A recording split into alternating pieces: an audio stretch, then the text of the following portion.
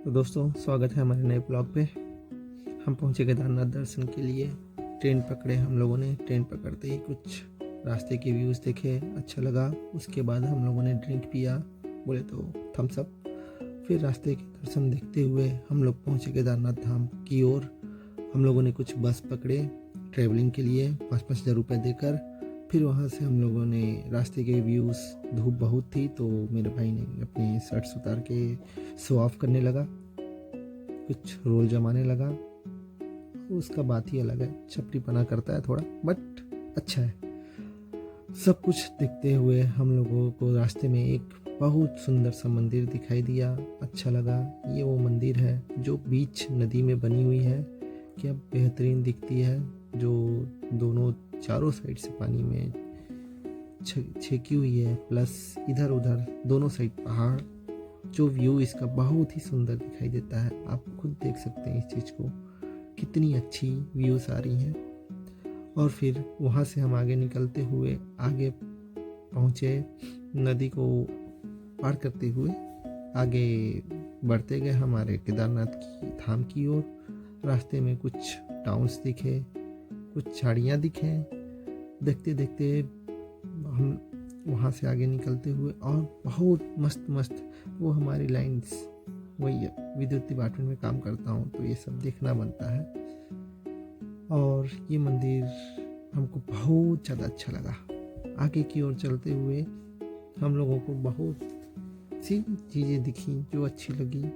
फिर वहाँ एक जगह हम लोग रास्ते की ओर आगे बढ़ते हुए हम लोग को पहाड़ों के नज़ारे, क्या मतलब आपको सुकून। आप भी निकलो केदारनाथ के दर्शन के लिए, रास्ते में बहुत अच्छे अच्छे नज़ारे मिलेंगे। फिर हम लोगों को लगे लघु संके, इन लोग उतर के बस कहीं भी चालू हो गए। गंगा, क्या बताऊँ यार, जगह तो देख लिया करो, कहीं भी चालू हो जाते हो।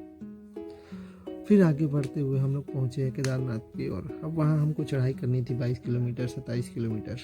वहाँ से हम लोगों ने पैदल चलना प्रारंभ किया।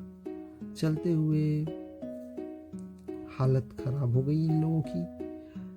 कुछ नज़ारे अच्छे लगे, जाना अच्छा लगा, लेकिन पैर के इन लोग की ऐसी की तैसी हो गई। यहाँ से इन लोगों ने डंडा पकड़ते हुए आगे बढ़े। कुछ श्रद्धालु ऊपर से नीचे की ओर आ रहे थे जो पूरी तरह लगभग थक चुके थे। हम लोग आगे बढ़ते हुए आगे गए और माउंटेन्स देखते हुए, कुछ घोड़ों पे, क्या बोलूँ, घोड़े ही बोलूँगा, कुछ खच्चर भी होते हैं, घोड़े ही होते हैं। आगे बढ़ते हुए आगे की ओर गए। फिर वहाँ से दूरी देखकर इन लोगों की हो गई हालत ख़राब।